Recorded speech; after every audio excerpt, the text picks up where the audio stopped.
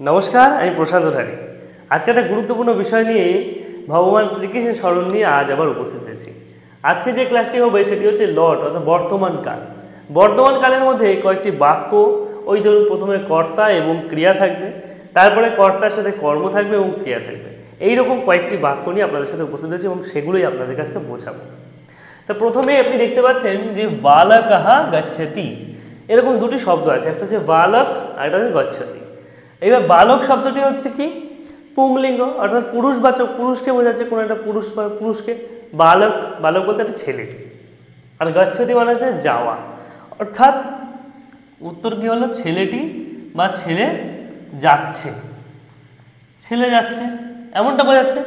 ছেলে যাচ্ছে বা ছেলেটি গিয়েছে, গিয়েছে বোঝানো মানে ছেলেটি যাচ্ছে বা যাচ্ছে, এরকম কিছু বোঝাচ্ছে। তাহলে বালকটি যাচ্ছে মানে ছেলেটি যাচ্ছে, বা বালকটি যাচ্ছে বা ছেলে যাচ্ছে, এরকম বোঝাচ্ছে। লটা তো বর্তমান কালে, মানে বর্তমানকালে বোঝাচ্ছে। আমি যদি এখন বলি বালকটি চলে গেছে, তাহলে কিন্তু এটা হবে না, তখন আবার এটার পরিবর্তে অন্য কিছু বসবে, সেটা হচ্ছে লটা হবে না, বর্তমান কাল হবে না, তখন অন্য কাল হয়ে যাবে।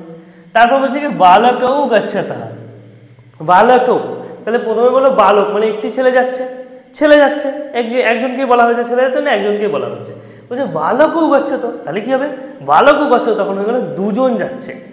বালকঃ বালকৌ বালকঃ, অর্থাৎ বালক মানে একজন বালক, বালকও মানে দুজন বালক, আর বালকঃ মানে অনেকজন বালক বা তিনজনের অধিক বালক। এখন কথা হচ্ছে যে বালক শব্দটি কোথা থেকে আসলো।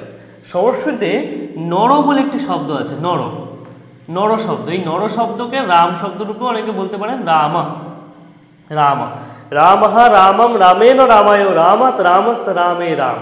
নিচে নিচে যদি পড়ি, আর যদি সাইডে পড়ি রামঃ রামৌ রামঃ নরো নরো নরা নরঃ নরৌ নরঃ, এরকমভাবে ঠিক সেরকমই বালকঃ বালকৌ বালকাঃ, বালক মানে একজন বালক, বালকও মানে দুজন বালক, আর বালকঃ মানে অনেকজন বালক, তিনজন বা তার অতিরিক্ত। এখন তাহলে বালকও গচ্ছতঃ, বালকও গচ্ছতঃ মানে ছেলে দুটি, এখানে ছেলে হয়ে গেল, ছেলের সাথে দুটি হয়ে গেল, ছেলে দুটি যাচ্ছে হয়ে গেল, ছেলে দুটি যাচ্ছে। তারপরে বালকঃ গচ্ছন্তি, তাহলে এটা মানে কি হবে, ছেলেগুলি যাচ্ছে, এখানে হয়ে গেল ছেলেগুলি, ছেলেগুলি যাচ্ছে হয়ে গেল, ছেলেগুলি যাচ্ছে।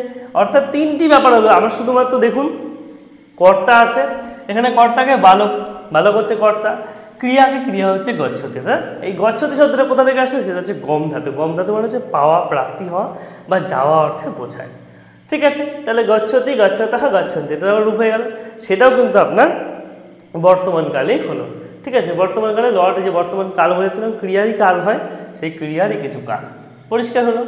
তারপরে দেখুন আছে বয়ম পঠামহ, বয়ম মানে কি, বয়ম মানে হচ্ছে আমরা, আমি নয় কিন্তু, অহম মানে আমি, বয়ম মানে আমরা, বয়ম। তারপরে হচ্ছে বয়ম পঠামহ মানে আমরা পড়ছি, পঠামহ আমরা পড়ছি। ঠিক আছে, আমরা পড়ছি, তাহলে কি আছে বয়ম মানে হচ্ছে আমরা, তাহলে আমরা, আমরা পড়ছি, তাহলে আমরা পড়ছি হয়ে গেল বয়ম পঠামহ। তার মানে কি আছে বয়ম মানে হচ্ছে আমরা, পড়ছি মানে হচ্ছে পড়ছি। ঠিক আছে, পড়ছি হয়ে গেল পরিষ্কার। তাহলে যুবাম লিখাতঃ, যুবাম লিখাতঃ, যুবাম, যুবাম মানে কি তম যুবাম জুয়ম।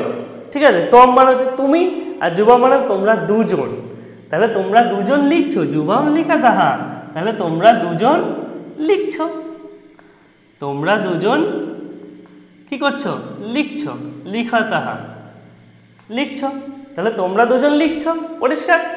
তাহলে হচ্ছে অহং পত্রম লিখামি, তার মানে এই যে কার্যগুলি আগে করলাম সবই কিন্তু বর্তমানকাল। তোমরা দুজন কি করছো, লিখছো, পড়ছো, আমরা পড়ছি। ঠিক আছে, গচ্ছন্তি ছেলেগুলি যাচ্ছে, গচ্ছতঃ ছেলে দুটি যাচ্ছে, গচ্ছতি মানে ছেলে যাচ্ছে, প্রত্যেকটি ক্ষেত্রে দেখুন বর্তমান কাল হচ্ছে, অন্য কোনো কাল নেই। অহম পত্রম লিখামি মানে কি আমি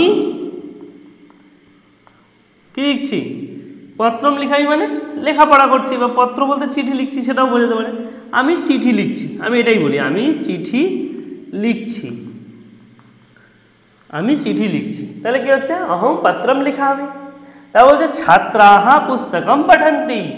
এইবার এখন দেখুন, আগে আমরা কি বলেছিলাম বালকঃ গচ্ছন্তি, বালকও গচ্ছত, এখানে দেখুন অহমের পরে মাঝখানে লিখামির আগে পত্রম বলে একটি কথা আছে, তাহলে এটি কি, এটি কোথা থেকে আসলো, পুস্তকম, এগুলো কোথা থেকে আসলো? বিদ্যালয়ম কোথা থেকে আসলো? চন্দ্রম কোথা থেকে আসলো? ভোজনম। এই সবগুলি হচ্ছে কর্ম। তাহলে কি হচ্ছে? কর্তা, কর্ম, ক্রিয়া। এটা কি ছিল? কর্তা আর ক্রিয়া। এখন এগুলো কর্তা, কর্ম, ক্রিয়া। তাহলে এখানে ক্রিয়াটাকে আসলো পত্রম। ছাত্রা পুস্তকম পাঠান্তি, ছাত্রটা কি পড়ছে? ছাত্ররা বই পড়ছে। বই পড়ছে। কারা পড়ছে? ছাত্ররা। ছাত্ররা বই পড়ছে। তারপরে বলছে রাম বিদ্যালয়ে গচ্ছতি, রাম বিদ্যালয়ে যাচ্ছে। তাহলে কোথায় আছে রাম? রাম বিদ্যালয়ে যাচ্ছে। বিদ্যালয়ে যাচ্ছে। আমার তাড়াতাড়ি লিখলে হাতের লেখাটা খুবই বাজে হয়ে যায়, ঠিক আছে, কিছু মনে করবেন না। তারপর শিশু চন্দ্রং পশ্যতি, ঠিক আছে। এগুলো রামও বিদ্যালয়ম গচ্ছতি, রাম বিদ্যালয়ে যাচ্ছে, কিন্তু বিদ্যালয়ের জায়গায় বিদ্যালয়ম কেন হলো? এটা নিয়েও মানুষের প্রশ্ন থাকতে পারে। সেটা হচ্ছে যে গম ধাতু পরে যেহেতু আছে, সকর্মক ধাতু, সেই জন্য বিদ্যালয়টা না হয়ে বিদ্যালয়ম প্রাপ্তি হলো, মানে অধিকরণের প্রাপ্তি কিন্তু এখানে হলো না। তারপর দেখুন শিশু চন্দ্রং পশ্যতি, শিশু চাঁদ দেখছে। শিশু কি করছে? শিশু চাঁদ দেখছে। তাহলে কি যে শিশু কি করছে? শিশু চন্দ্রম পশ্যতি, মানে শিশু চন্দ্রম পশ্যতি, শিশু চাঁদ দেখছে। পরিষ্কার। তাহলে বালিকা ভোজনম খাদন্তি, বালিকা, বালিকা বলতে কিন্তু একজন বালিকা। তাহলে বালিকা কি করছে? খাবার খাচ্ছে। এইবার বালিকা বলতে কি একজন বালিকা বোঝাবে? না, এখানে আছে বালিকাহা, এটা বিসর্গ আছে, এই জন্য হয়ে গেল বালিকাহা, মানে অনেকগুলি বালিকারা কি করছে? খাবার খাচ্ছে। তাহলে বালিকাহা ভোজনম খাদন্তি। তাহলে এখানে এটা বহুবচন, এখানেও এটা বহুবচন। এখানে এক বচন, এখানেও এক বচন, এখানে এক বচন, এখানে এক বচন। এখানে ছাত্রাহা বহুবচন, এখানে পঠন্তি বহুবচন। এখানে অহম এক বচন, লিখামি এক বচন। ঠিক আছে, মানে যে কর্তা যেমন হবে ক্রিয়াও তেমনটাই হবে, আর কর্ম ক্রিয়াকে অনুসরণ করে হবে।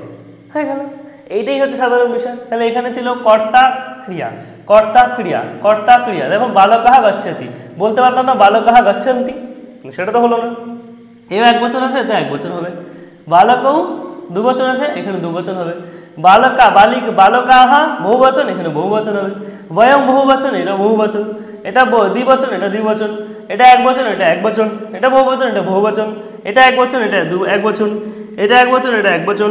এটা বহুবচন, এটা বহুবচন। তাহলে পরিষ্কার কি হলো? ক্রিয়া বা ক্রিয়ার কাল, বর্তমান কাল সম্পর্কে যেগুলি আলোচনা করলাম, আশা করি আপনাদের সবার কাছে পরিষ্কার হয়েছে। যারা একেবারে নতুন তাদের কাছেও অবশ্যই পরিষ্কার হয়েছে, আর যারা পুরাতন তারা তো বুঝতেই পারছে। তাদের ক্রিয়ার কালটিকে কিন্তু আমাদের এইভাবে মনে রাখতে হবে। আশা করি আপনাদের সকলের কাছে পরিষ্কার হয়েছে। ভালো থাকবেন, ধন্যবাদ। দেখা হচ্ছে অন্য কোনো ভিডিওতে পরের দিন। ধন্যবাদ।